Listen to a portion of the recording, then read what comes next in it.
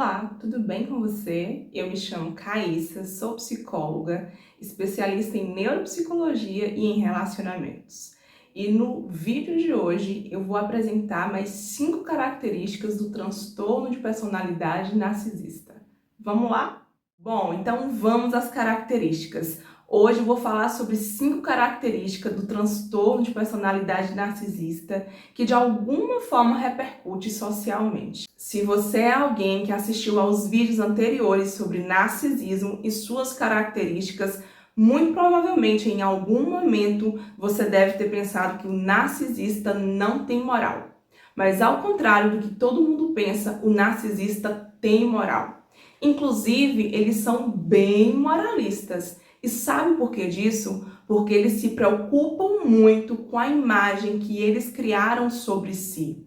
E eles procuram zelar e proteger o tempo todo essa imagem. Então, sim, eles são morais. Eles sabem reconhecer. Eles conhecem o que é a moral. Eles sabem quais são os valores, a cultura, as crenças, as regras que regem a boa convivência. Então, sim, eles têm moral, porém o que eles não têm é o freio moral, o que faz com que muitas vezes eles percam o controle e acabe ferindo os limites, que tangem aí a boa convivência e acabe ferindo e desrespeitando os direitos dos outros. Ao falar de convivência, pensamos logo em interação interpessoal.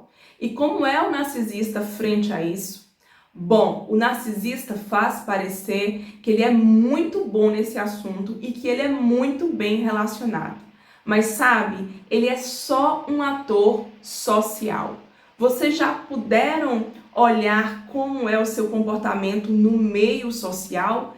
Parece muito que ele é sociável mesmo, extrovertido, simpático, interativo, mas na verdade isso é uma estratégia social, uma estratégia que eles utilizam para alcançar os fins desejados. Mas não se engane, na maioria eles são bem antissociais. Eles não gostam, de fato, não sentem prazer na interação com o outro. Eles não sentem prazer, inclusive, em desenvolver relacionamentos com o outro. Por isso, eles costumam ter relações bem superficiais. Eles não gostam de se aprofundar e de criar laços afetivos com outras pessoas. Isso porque quanto menos pessoas tiverem ali para relacionar com ele, para avaliar, porque na verdade quando há convivência, não há como não olhar para o outro e não avaliar os seus comportamentos. E disso o narcisista tem pavor. Absolutamente eles não querem que as pessoas conheçam a sua realidade de fato e nem a sua verdade. Então, como uma forma até mesmo de se proteger, ele evita relacionamentos. E exatamente por conta disso, ele acaba tendo muitos relacionamentos superficiais que apenas existem na função de poder corresponder às suas necessidades. A partir do momento que não existir mais a necessidade do outro, já sabe, ele se aparta, ele descarta. E infelizmente esse comportamento que eles têm fazem com que eles se tornem pessoas muito solitárias. E é interessante falar também que é na interação com o outro que de alguma forma a gente se conhece e tem a oportunidade de modelar o nosso caráter, os nossos padrões comportamentais. E como eles não permitem essa acessibilidade em relação ao outro dentro dos relacionamentos, não permite também essa profundidade na relação, isso acaba por dificultar esse desenvolver, e esse autoconhecimento que eles poderiam estar tendo a respeito de si mesmo. Relacionamentos têm o poder de mudar e de transformar o outro através da interação. Mas infelizmente, o narcisista, diante dos relacionamentos, ele acaba tendo um comportamento evitativo. Ele acaba fugindo da possibilidade de se relacionar, de se expor, de viver relações profundas, porque eles têm medo de se colocar, eles têm medo de se expor, têm medo de não serem aceitos. Então, para manter o seu eu ideal intacto e evitar sofrimento, eles acabam tendo esse tipo de comportamento, o que faz, né, ou na verdade o que não permite eles viverem essa mudança, essa transformação. Por conta desse comportamento evitativo, o narcisista acaba tendo poucos relacionamentos, poucos laços afetivos e na maioria das vezes acaba vivendo uma vida solitária. E em se tratando desses poucos laços afetivos, essas pessoas com as quais eles se relacionam afetivamente, eles acabam tendo como objetos da sua possessão. Sim, eles são bem possessivos com as pessoas com as quais eles se relacionam. Inclusive, tem elas como seu objeto, né, de controle e de domínio. E algo bem interessante, mas que eles não costumam demonstrar, é que eles têm muitos ciúmes das pessoas com as quais eles se relacionam. Só que eles não gostam de demonstrar, porque a demonstração para eles dos ciúmes é como se fosse uma fraqueza e eles se sentem por menor nessa demonstração. Então eles evitam a demonstração. Mas o fato deles evitarem essa demonstração não significa que eles não sentem ciúmes. Por detrás, eles acabam agindo, né, em função desses ciúmes que eles sentem. Então, vou trazer um exemplo para ficar mais claro ainda.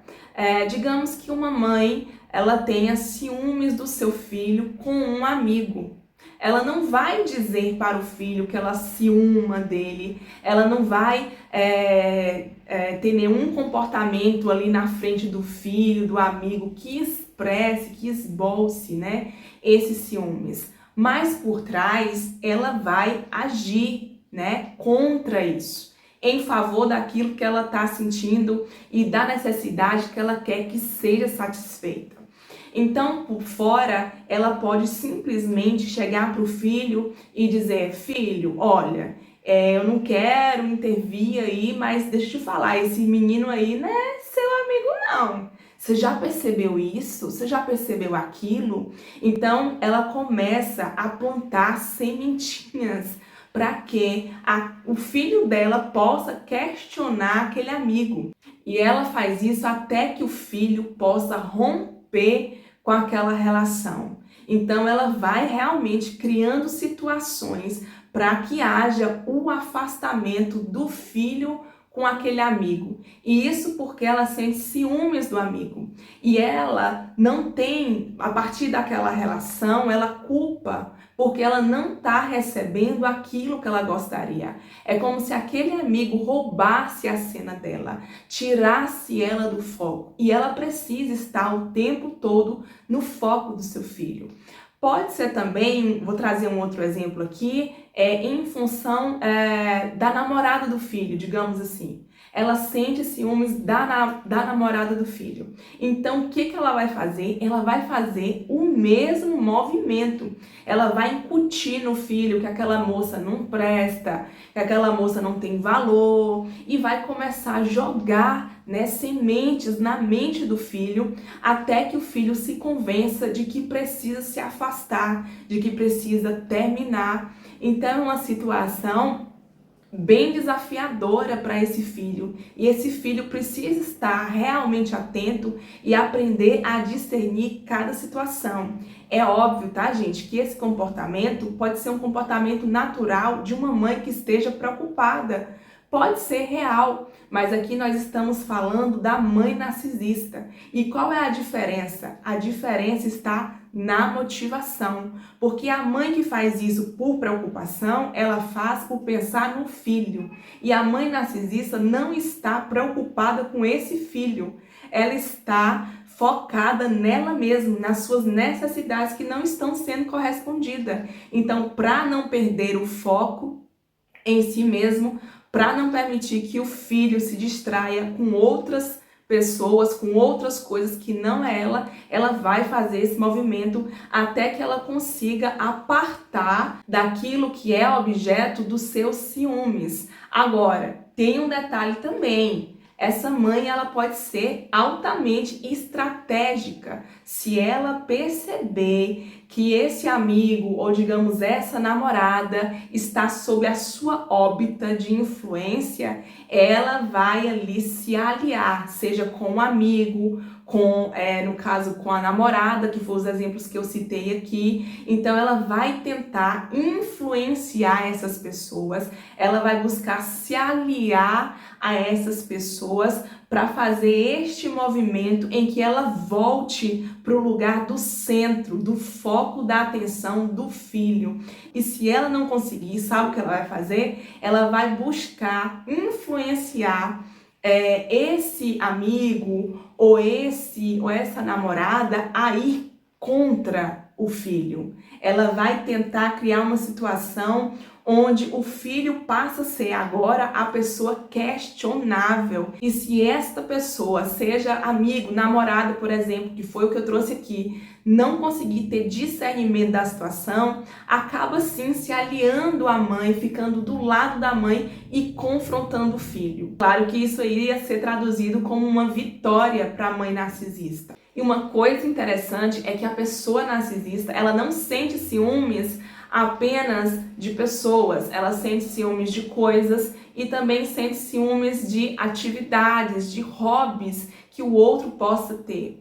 Então, por exemplo, já que estávamos falando da mãe narcisista, possa ser que o filho tenha uma atividade em que ele se desenvolva muito, que ele goste muito, que ele acabe doando muito tempo. Ela também vai acabar sentindo ciúmes disso, vai acabar inflando e vai acabar tentar interferir, desestimulando aquele filho, criticando aquele filho, fazendo tudo o que for necessário e possível para que aquele filho abdique daquela atividade. Ou pode ser um sonho, né? Talvez o filho quer ir embora para outro país, quer viajar, e ela vai fazer de tudo para conter esse filho, para manter esse filho preso a ela. Vai fazer de tudo para inibir esse filho e afetar a sua independência e a sua autonomia, para que esse filho não venha voar. Porque afinal de contas, se o filho voa,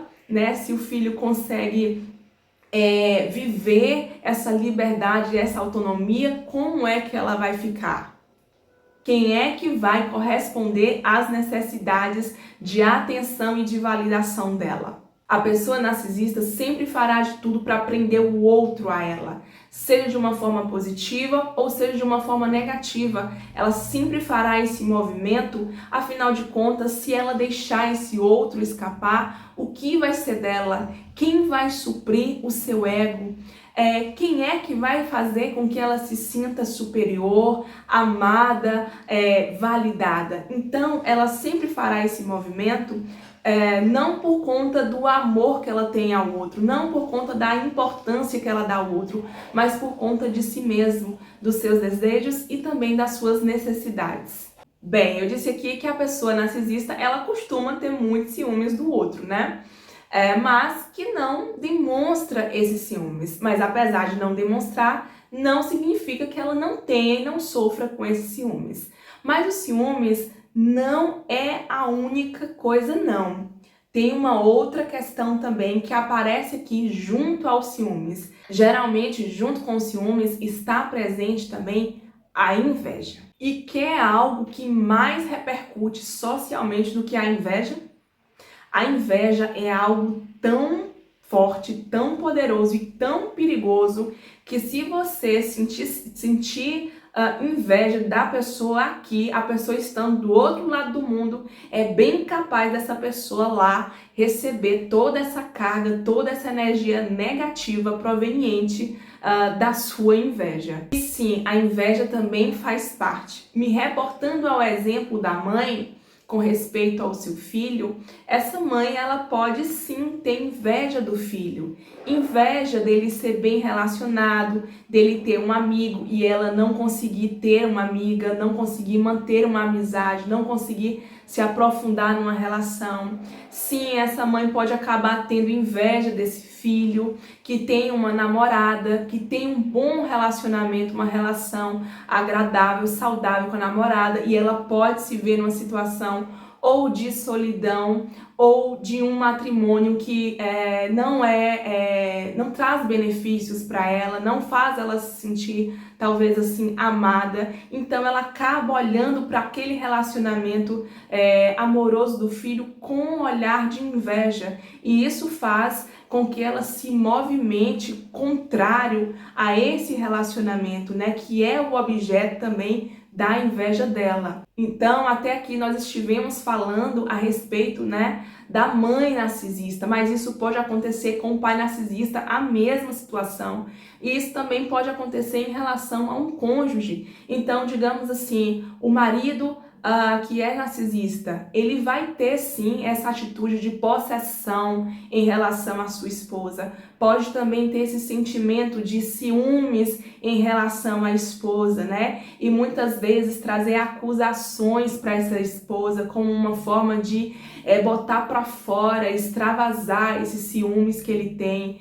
Pode, por exemplo, condenar ela, julgá-la pelas roupas que veste, pelas pessoas que ela relaciona, pelas atitudes que ela tem. Ele pode sim também apresentar inveja em relação a ela, seja porque talvez ela seja bem relacionada, seja porque ela tem uma família de origem saudável, seja porque talvez ela é autêntica, seja porque ela é bem desenvolvida, né, na questão profissional, ela é independente. Uma coisa também que aparece, mas que as pessoas quase não notam porque acham que isso não é uma possibilidade, pode haver também inveja até com respeito à fé do outro, né? Então o marido, já que eu tô falando disso aqui, do marido, o marido pode sentir inveja porque a mulher é uma mulher de fé, é uma mulher que não abaixa a cabeça por qualquer coisa, é uma mulher que tem uma boa relação com Deus. Então isso também pode acontecer, né? Inclusive ele começar a retalhar ela por essa questão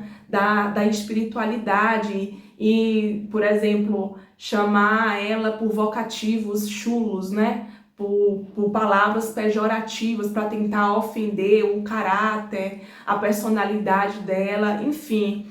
A inveja, então, ela está presente sim. Não só os ciúmes, mas a inveja também aparece nos relacionamentos com os narcisistas, né? E eles reagem muito mal frente a isso, porque uma vez que eles não consigam alcançar o mesmo patamar do outro, eles vão tentar puxar o outro, rebaixar o outro para se manterem ali na mesma posição. Então acontece muito, né? Inclusive como a gente tem visto muito aí, mulheres que têm independência financeira, mulheres incríveis, super inteligentes, que estão lá em cima, conquistando, acabam entrando numa relação com o narcisista e eles fazem o quê? Um trabalho de minar tanto essa mulher, essa vítima, até que essa mulher venha sucumbir e fique ali no mesmo patamar que eles. E eles não sossegam até conseguir isso, justamente por esse sentimento imperativo de inveja que eles têm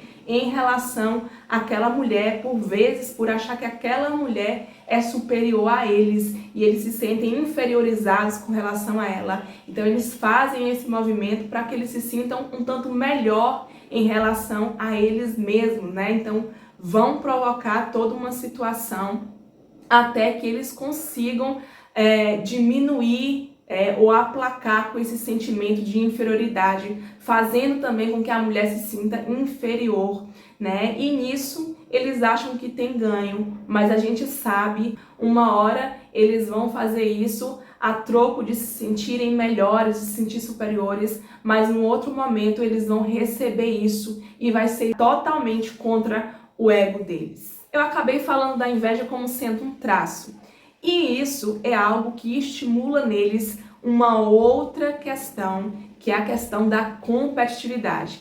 E essa é mais uma das características do narcisista. O narcisista, ele é muito competitivo. Por sentirem que eles são melhores do que os outros e o tempo todo pela necessidade de validação e de provarem que de fato são melhores que os outros, eles vão acabar sempre competindo.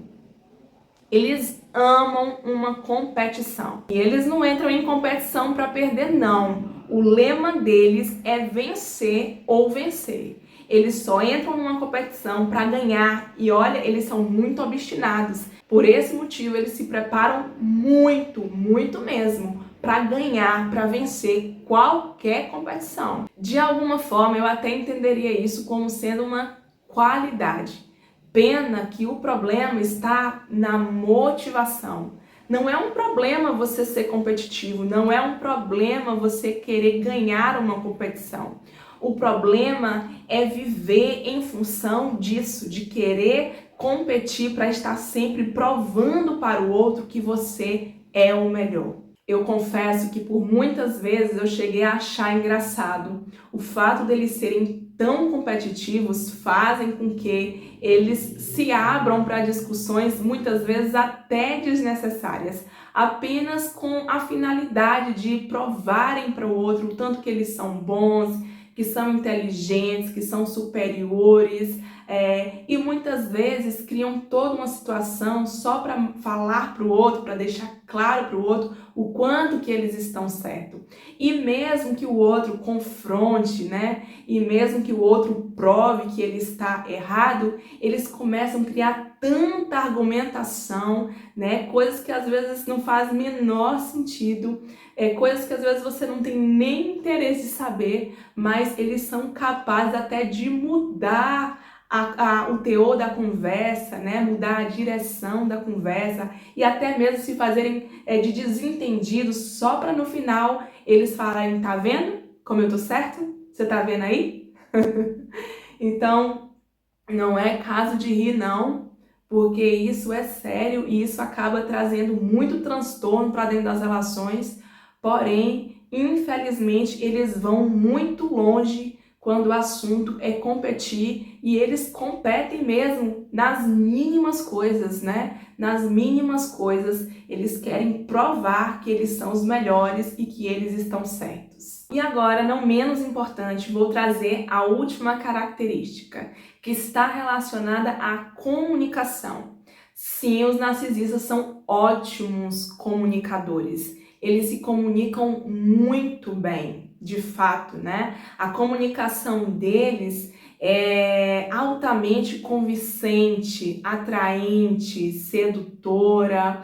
Eles são bem argumentativos. E eles, né, comunicam, eles falam, não apenas, né, de forma verbal, mas utilizam o corpo para se expressarem, para se posicionarem e para convencer as pessoas do que eles mesmo acreditam que são. Então, de fato, eles têm uma capacidade maravilhosa, né, de dar inveja em muita gente, de comunicar-se. Ao comunicar-se, costumam ter uma postura bem desenvolta, uma fala fluida, eloquente e bem persuasiva.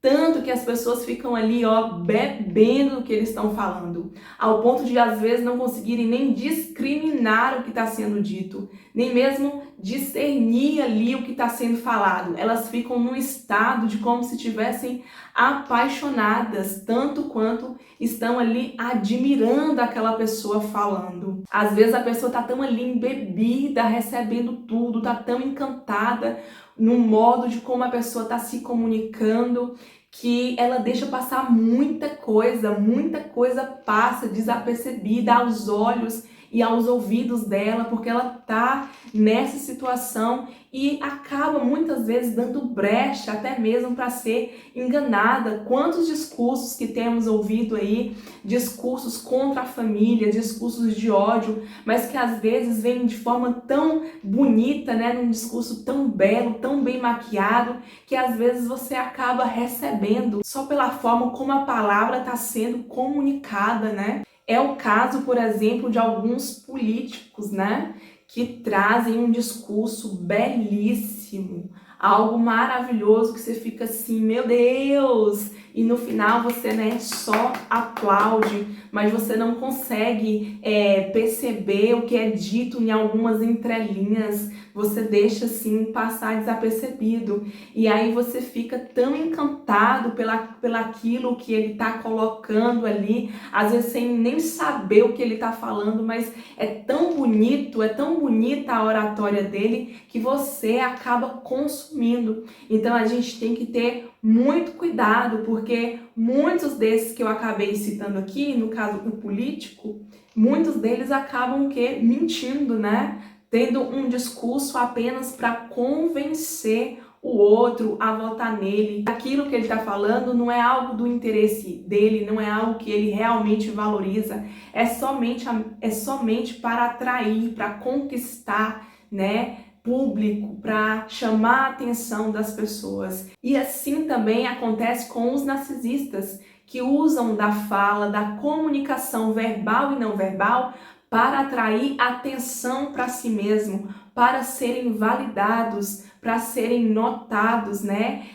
E para terem as suas necessidades, os seus interesses correspondidos. E ainda que o narcisista ele seja um ótimo orador, um ótimo comunicador, ainda assim vale lembrar que apesar da sua comunicação ser bela, ser atrativa, ser sedutora, ser persuasiva, ainda assim as suas falas, o seu discurso, as suas ações são recheadas de fantasias, omissões, mentiras, meias verdades. Então, assim, só por isso é bom ficar ligado, viu?